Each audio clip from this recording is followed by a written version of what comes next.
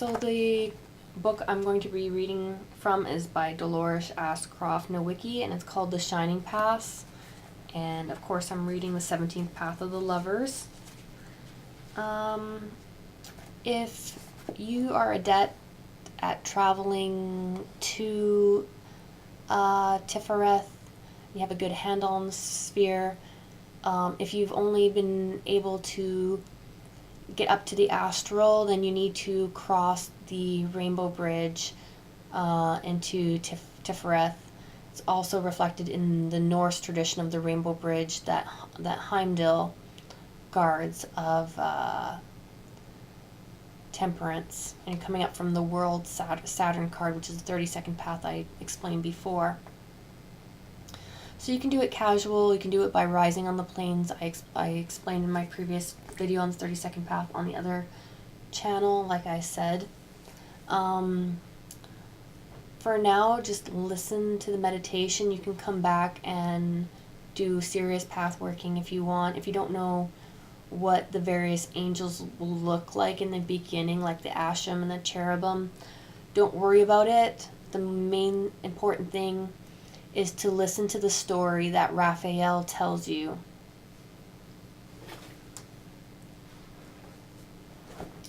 And as well, just to point out, the Empress, the door, is the path, is actually the path between Chakma, the father, which is continually being received by Bina. So when you travel up that sphere, you automatically have access to that energy.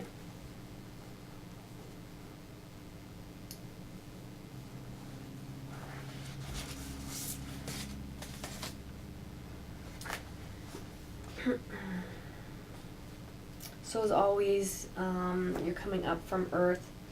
We enter the temple and find Sandalphon and the Asham clustered around the window in the northern wall. They seem to be communicating with the holy creature depicted there. When we arrive, they turn to welcome us. As always, Sandalphon promises us a surprise when we return. When the door is opened and we go through and walk up the misty violet path, we remember how long it seemed the first time. Now we reach the doors of Yesod in just a few minutes. They open up to let us enter, and the cherubim guarding the temple come to us at once. The feeling of immense strength that flows from this being is enormous, and its wings fold about the naked body enhance the beauty of its form. The form is for our benefit. We cannot imagine or comprehend its real one. The cherubim opens the door to Tifereth, and we set off along the rainbow path towards the glowing arch. This time it is the Malachim that greet us. Raphael comes from the shadows and gives us some advice for this path. He tells us that we may find it difficult to fully experience what is to happen, but we are not to worry, that it will be understood and assimilated by both the higher selves and the subconscious. Then he draws the sigil, and the curtain of the lovers bursts into reality. We can feel their love for each other like a shout of triumph. We step through onto the seashore, warm with summer breezes, alive with birdsong and the full scent of flowers from the trees and the shrubs behind us. There are dolphins playing far out to sea, and the waves dance and shimmer invitingly. We wander along the shore and into the woods behind. It feels like another part of the Garden of Eden on the 13th path. It feels so peaceful. We watch one of our group paddling at the water's edge. There is a haziness about the figure that seems unusual. Then as we watch, we see another form emerge from the first one. It is of the opposite sex. It is the animus of the girl paddling in the water. We feel a strange pulling sensation in the region of the solar plexus, and suddenly the same thing is happening to us. The new form is always the opposite sex to ourselves. Facing the inner womanhood, manhood of ourselves is something we are not quite prepared for, and we step back as if to pull away from our outer self. But we find we are joined together by a fine golden thread. Then through the trees come Raphael, bidding us to gather around him on the sand. We sit in a circle around him, each with our companion. The strangeness is beginning to wear off, and we feel curious about this hidden self. Raphael speaks to us. Within each man is a woman. Within each woman a man. You are complete within yourself. The legend of Narcissus has been overlaid with wrong thinking and a misunderstanding. Unless you can love yourself, you cannot love anyone else. This is the first lesson. A child loves itself until it is taught that this is an antisocial act. The assumption is that one must love others and not oneself. Every man or woman seeks his or her own image in an outer form. When the nearest approximation is found, he or she falls in love. Sometimes, because of the power of illusion, he pauses and looks around at us. You know about that from the 26th path, a wrong choice is made. This is because you have a wrong image of yourself. When such a thing happens, it is not wrong to seek to remedy the unhappiness, and doing so unless will cause more unhappiness, especially to others. Sometimes you owe a debt to another person that only the giving up of one's ideal mate can repay. By learning to love your inner self, you can put right many things in your outer life, and even effect some ills that have been an inner cause. You have learned a great deal on these paths. You have learned that it is your destiny to serve. You cannot do that unless you yourself are whole, from inside to outside. You know about illusion and about the non-sin of love, both physical and non-physical. The ability to love as mankind loves, in full comprehension of its power and of its glory, is a gift that has consistently been made to seem unclean and degrading. Yet look to the ancient legend of the loves of the gods and the men, and you will find much hidden lore. One who walked among you on the earth had said, "Love ye one another." This must be applied to oneself first.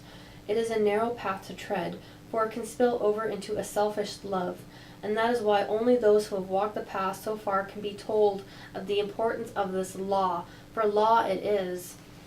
Draw upon all that you have learned so far to help you to understand the deeper meaning behind this, but learn also to have faith. When virtue is found in Bina, from whence your very form has sprung, you know this. The rib and the sword of the separation are one. The great being rises and draws in the sand, the symbol of Gemini, the two straight lines held together by the lines of the force of the top and bottom, then beside it the letter Zain. Then he moves away through the trees. We look at our inner selves and we know that he is right. We have neglected these parts of ourselves. It is like being young and in love for the first time.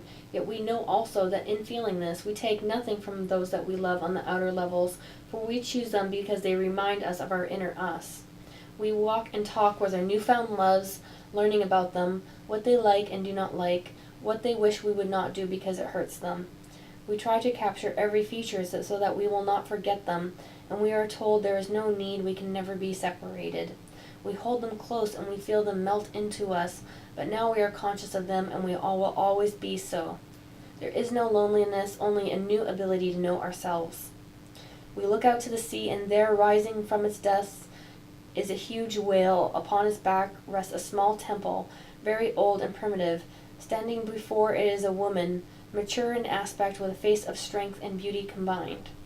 She is crowned with stars, and her robe flows down into the water, becoming one with it.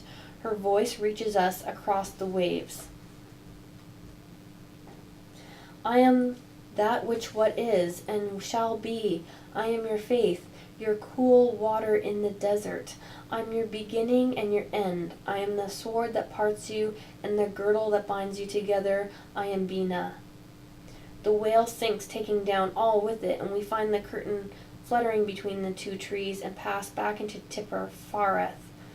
The temple is empty, so we cross the floor and take the rainbow temple back to Yesod. All this time we are thinking about the mystery of which we have been made a part. The cherubim waits to seal the door behind us and looks at us with deep understanding. He lifts his great wings and folds them about us. Once before we were taken back into Malkuth like this, and it is pleasant to rest in the feathered softness and strength for a while. We are placed gently back down in Malkuth, and the cherubim has gone, but we silently ask a blessing on this beautiful being, knowing that this is the ultimate gift that we can give. Sandalphon comes to us carrying in his arms a gift, robes of soft white silk for each of us. These are for us to wear from now on. They are embroidered with clusters of tiny grapes and vine leaves upon the hem, all outlined in silver thread, and at the neck a border of flowers and a tie of silver cord. A girdle of silk threaded with silver completes it all. We thank Sandalphon and try to tell him how we feel, and find ourselves caught up within his aura, held close as we held our inner selves. It comes to us that in one sense, everything in this universe is a part of his other, so no one is alone. We are as much part of the angelic world as we are of earth. Held in the archangel's aura, we and the self within are the lovers before the angel of love. The temple fades, but the realizations go on.